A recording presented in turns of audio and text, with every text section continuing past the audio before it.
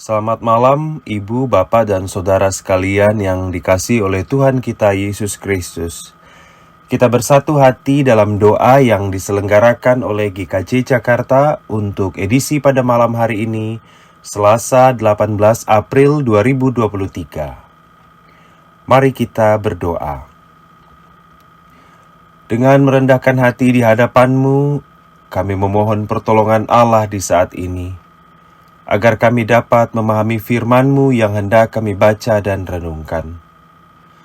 Anugerahkanlah kami Roh-Mu yang kudus, Sang Penuntun kami. Di dalam nama Yesus Kristus kami memohon. Amin. Mari kita membaca Yunus pasal 1 ayat 1 sampai 17 sebagai bagian dari bacaan leksionari kita pada malam hari ini. Lembaga Alkitab Indonesia memberikan judul Yunus mengingkari panggilan Tuhan. Demikian dituliskan. Datanglah firman Tuhan kepada Yunus bin Amitai demikian. Bangunlah, pergilah ke Niniwe, kota yang besar itu. Berserulah terhadap mereka karena kejahatannya telah sampai kepadaku. Tetapi Yunus bersiap untuk melarikan diri ke Tarsis jauh dari hadapan Tuhan. Ia pergi ke Yafo dan mendapat di sana sebuah kapal yang akan berangkat ke Tarsis. Ia membayar biaya perjalanannya lalu naik kapal itu untuk berlayar bersama-sama dengan mereka ke Tarsis jauh dari hadapan Tuhan. Tetapi Tuhan menurunkan angin ribut ke laut, lalu terjadilah badai besar, sehingga kapal itu hampir-hampir terpukul hancur. Awak kapal menjadi takut, masing-masing berteriak-teriak kepada Allahnya, dan mereka membuang ke dalam laut segala muatan kapal itu untuk meringankannya. Tetapi Yunus telah turun ke dalam ruang kapal yang paling bawah dan berbaring di situ, lalu tertidur dengan nyenyak. Datanglah nakhoda mendapatkannya sambil berkata, "Bagaimana mungkin engkau tidur begitu nyenyak? Bangunlah, berserulah kepada Allahmu. Barangkali Allah itu akan mengindahkan kita sehingga kita tidak binasa." Lalu berkatalah mereka satu sama lain, "Marilah kita buang undi supaya kita mengetahui karena siapa kita ditimpa oleh malapetaka ini." Mereka membuang undi dan Yunuslah yang kena undi. Berkatalah mereka kepadanya, "Beritahukan kepada kami karena siapa kita ditimpa oleh malapetaka ini. Apa pekerjaanmu dan dari mana engkau datang? Apa negerimu dan dari bangsa manakah engkau?" Sahutnya kepada mereka, "Aku seorang Ibrani. Aku takut akan Tuhan, Allah yang empunya langit yang telah menjadikan lautan dan daratan." Orang-orang itu menjadi sangat takut lalu berkata kepadanya, "Apa yang telah kau perbuat?" Sebab orang-orang itu mengetahui bahwa ia melarikan diri jauh dari hadapan Tuhan. Hal itu telah diberitahukannya kepada mereka. Bertanyalah mereka, "Akan kami apakan engkau supaya laut menjadi reda dan tidak menyerang kami lagi, sebab laut semakin bergelora?" Sahutnya kepada mereka, "Angkatlah aku, campakkanlah aku ke dalam laut, maka laut akan menjadi reda dan tidak menyerang kamu lagi. Sebab aku tahu bahwa karena akulah badai besar itu menyerang kamu." Lalu berdayunglah orang-orang itu dengan sekuat tenaga untuk membawa kapal itu kembali ke darat. Tetapi mereka tidak sanggup sebab laut semakin bergelora menyerang mereka. Lalu berserulah mereka kepada Tuhan, katanya, "Ya Tuhan, janganlah kiranya Engkau biarkan kami binasa karena nyawa orang ini. Dan janganlah Engkau tanggungkan kepada kami darah orang yang tidak bersalah.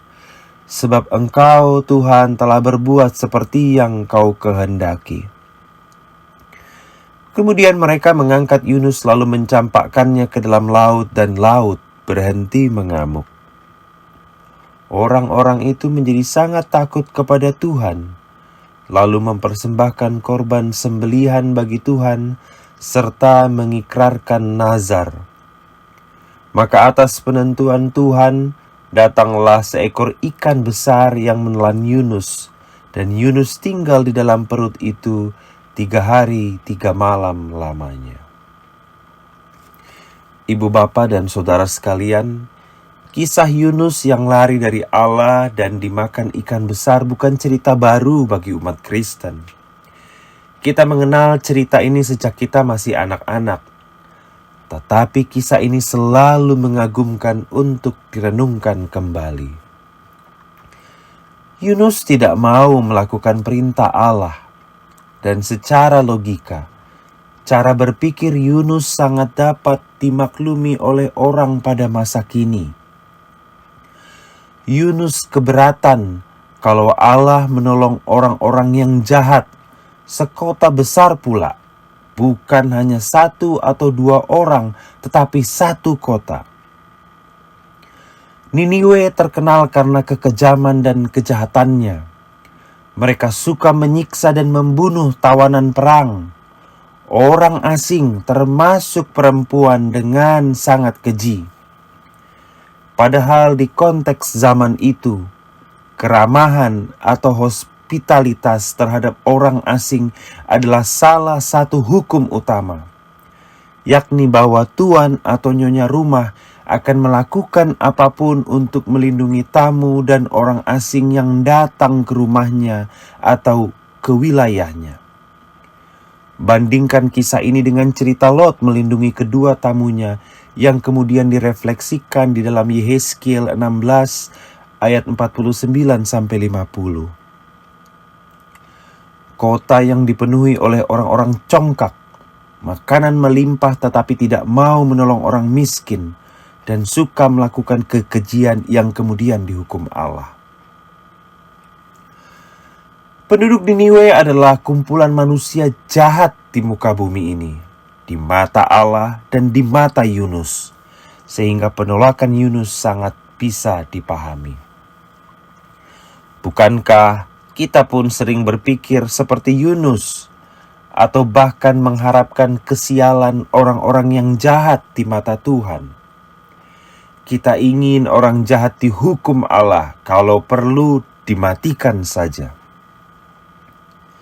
Tetapi rupanya logika manusia memandang dan bersikap kepada sesamanya manusia sangat berbeda dan bahkan bertolak belakang dari cara pandang Allah.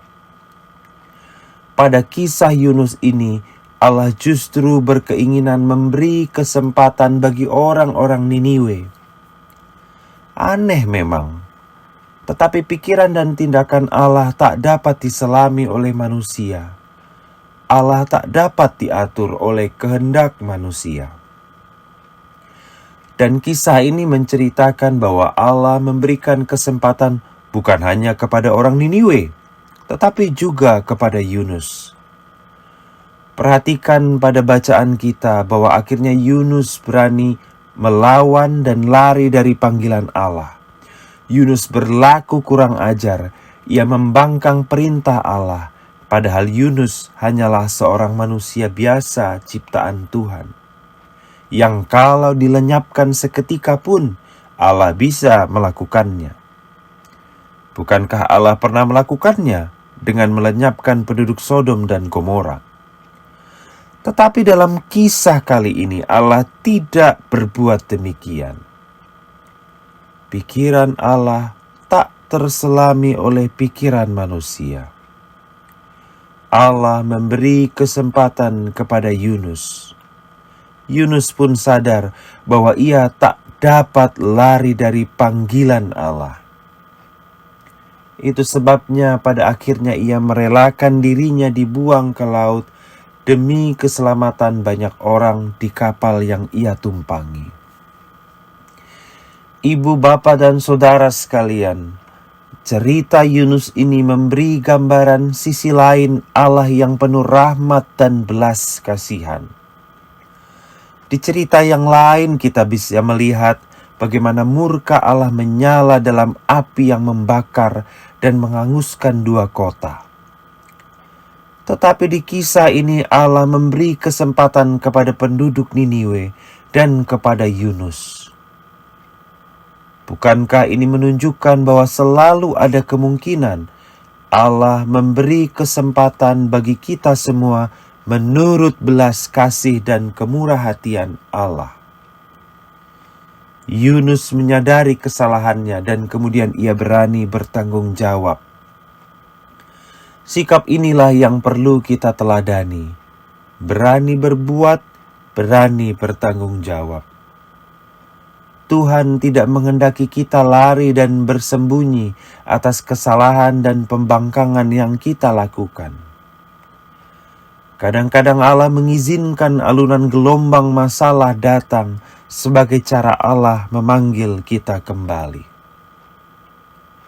Semoga kisah Yunus ini menolong kita semua untuk tekun memeriksa diri, agar tidak berlaku jahat seperti penduduk Niniwe, atau seperti Yunus yang lari dari panggilan Allah.